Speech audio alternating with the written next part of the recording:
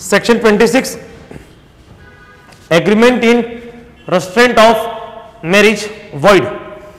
Every agreement in restraint of the marriage of any person other than a minor is void. है ना, एक agreement कर रहे हो, इस एग्रीमेंट में क्या है, किसी प्रकार का रेस्ट्रेंट है, किस प्रकार का, किसी को शादी से रोकने का। Agreement in restaurant of marriage, restaurant किस चीज का है, मैरिज का है। सिंपल सी बात है, आप किसी भी एग्रीमेंट में ये शब्द नहीं आना चाहिए कि तुम उससे शादी नहीं करोगे।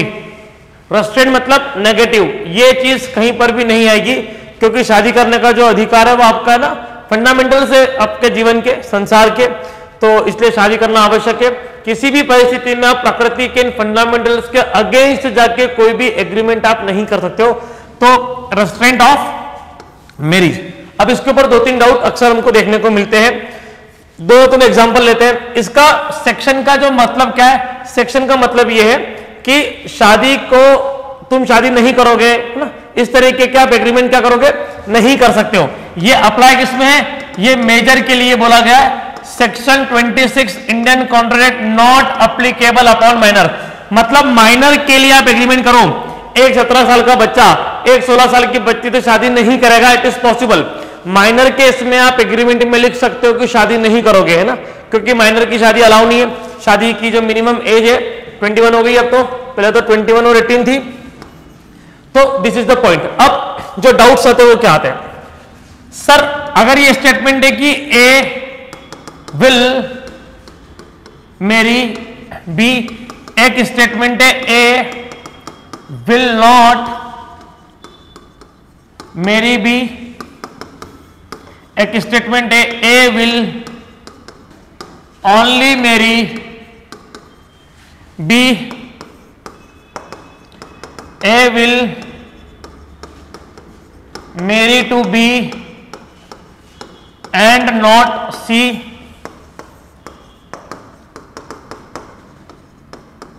ए will marry to B and no one else.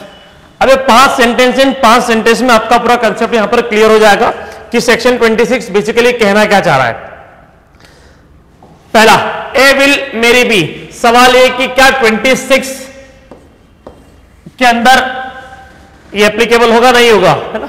26 Indian contract act इसको हिट करेगा या नहीं करेगा। 26 ने किस बात का मना बोला है, सेक्शन 26 इंडियन कॉन्ट्रैक्ट एक्ट ने इतनी सी बात का मना बोला है कि आप किसी एग्रीमेंट में नेगेटिविटी की बात नहीं करोगे, किसी व्यक्ति को रेस्ट्रेंट नहीं करोगे। और इसलिए अगर ए एग्रीमेंट कर रहा है कि I will marry to be, तो ये क्या है, it is the proper agreement, इसमें कोई दिक्कत नहीं है। सेक्शन 26 इसको हिट नहीं करता है। अगला, A will not marry to B, ये जो स्टेटमेंट है, एंड कैन मैरी, इसके आगे बढ़ा लो, and can marry anyone else,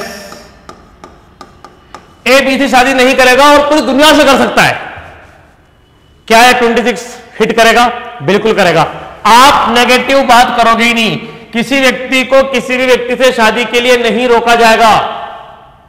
इसका यह मतलब है कि अगर मैं एग्रीमेंट में लिखूं कि ए अफ्रीका के घने जंगलों में जो सुंदरी है उससे शादी नहीं करेगा, बाकी पूरे विश्व में किसी से भी कर ले, उस अफ्रीका के जंगल में जो महिला है ना उससे नहीं करोगे आप। अगर मैं ये भी लिख रहा हूं तो ये भी रॉन्ग है। मैं लिखता हूं कि तुम एक 90 साल की बुढ़िया से शादी नहीं करोगे, ये भी रेस्ट्रेंट ऑफ मैरिज है। इट इज अदर मैटर की शादी हो पाएगी नहीं हो पाएगी, करेंगे नहीं करेंगे, वॉटेवर। हमने बोला है, सेक्शन 26 ने बोला है कि आप मना नहीं बोलोगे, बात खत्म। चाहे पेशेंट वेंटिलेटर पे हो, चाहे वो महिला वेंटिलेटर पे हो, फिर भी आप एग्रीमेंट नहीं करोगे कि आप उससे शादी नहीं करोगे। आप उसकी किसी भी संभावनाओं को नहीं रोक सकते, सेक्शन 26 बोलता है। Next, A will marry only B, A केवल बी से ही शादी करेगा। 26 को हिट कर रहा है, नहीं कर रहा है, क्योंकि इसमें नेगेटिविटी नहीं है। इस लाइन का उद्देश्य क्या है, इसका ऑब्जेक्ट क्या है, इसका ऑब्जेक्ट है इसकी शादी होना। और सेक्शन 26 क्यों बनाए, सेक्शन 26 इसलिए बनाए कि सबकी शादी होना चाहिए। उसका जो मेन लॉजिक है, जो कंसेप्ट है पर्दे के पीछे वाला, वो क्या है कि सबकी शादी भैया होना चाहिए। तो अगर A will only marry to B भी लिखा है तो एग्रीमेंट क्या है, वो प्रॉपर है, वो वैलिड है, वो वॉइड नहीं है। अगला, A will marry to B and not C, और एक और सेंटेंस है A will marry to B and no one else. अब इस पूरा स्टेटमेंट, ये पूरा स्टेटमेंट वैलिड है, ये पूरा स्टेटमेंट वैलिड है या वॉइड है? ये दो लाइन आपको पूरा सेक्शन बचा हुआ क्लियर कर देगी। A will marry to B and not C, A will marry to B and no one else, है ना, मतलब ए बी से शादी करेगा और किसी से नहीं करेगा। अब क्या यहां पर सर पॉजिटिव भी है और नेगेटिव भी है, आप उसको रेस्ट्रेंट भी कर रहे हो और आप उसको जो वैलिड एग्रीमेंट है वो भी करवा रहे हो, तो क्या होगा इसका आंसर? इसका आंसर होगा this both statement are valid. शायद आपको लग रहा हो वॉइड का, पर आप बात को समझना, जब ऐसे सेंटेंस आते हैं ना तो फिर किस चीज को देखा जाता है? वो है object of law, object of section. What is the object of this section?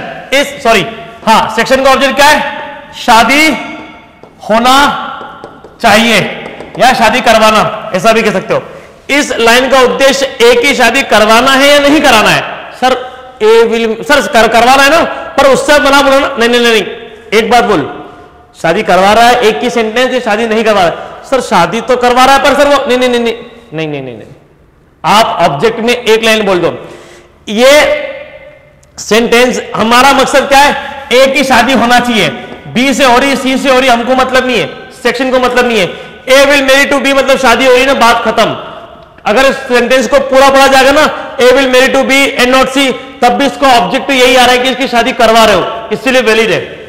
और अगला sentence A will marry to B and no one else, A केवल इससे ही शादी करेगा और पूरे विश्व में किसी से नहीं करेगा, यह भी वैलिड है, क्योंकि इसका भी उद्देश्य क्या है? ऑब्जेक्ट क्या है? ए की शादी करवाना। अगर स्टेटमेंट ये होता A will not marry to B and he can marry anyone else, A B से शादी नहीं करेगा और वो दुनिया में किसी से भी कर सकता है, अगर आपने इतनी भी, ये भी वॉइड है। मतलब आप मना एक व्यक्ति का भी नहीं बोल सकते कि तुम वो फलाने देश की फलाने जंगल की परी से शादी नहीं करोगे, ये भी बोल रहे हो ना, तो ये भी वॉइड है। और तुम ये बोल रहे हो ना कि तुम केवल इसको छोड़ के बाकी सबसे कर लेना, ये भी वॉइड है। तुम ये भी नहीं बोल सकते कि इसको छोड़ के, मतलब आप किसी को रेस्ट्रेन कर रहे हो अगर, तो क्या होगा ये? It is a void agreement under section 26 of Indian contract act. तो आपको केवल क्या चेक करना है? आपको दो चीज चेक करना है। एक, क्या उस सेंटेंस में नेगेटिविटी आ रही है? दूसरा, अगर उस सेंटेंस में अफर्मेशन भी है और नेगेटिविटी भी है तो उसका जो सोल ऑब्जेक्ट है वो क्या है? इन दो फॉर्मूले पे सेक्शन काम करता है। पहला क्या है? उसमें नेगेटिव स्टेटमेंट नहीं होना चाहिए कि तुम इससे नहीं करोगे, उससे नहीं करोगे, तुम पंजाबी से, बिहारी से, यूपी से, दिल्ली से, जाट से, मराठा से, हिंदू से, मुस्लिम से, वॉटेवर, मना तो कहीं भी नहीं होगा, एक व्यक्ति के रेस्पेक्ट में भी नहीं होगा, एक बुढ़िया के रेस्पेक्ट में भी नहीं होगा, किसी भी रेस्पेक्ट में नहीं होगा, माइनर को छोड़ के। तो पहला क्या चेक करो, अगर उसमें नेगेटिविटी किसी भी प्रकार की है तो क्या होगा? It is void. लेकिन अगर किसी सेंटेंस में अफर्मेटिव भी है कि तुम इससे करोगे और आगे लिखा होगा कि तुम अन्य किसी और से नहीं करोगे, in such condition you have to look for the object.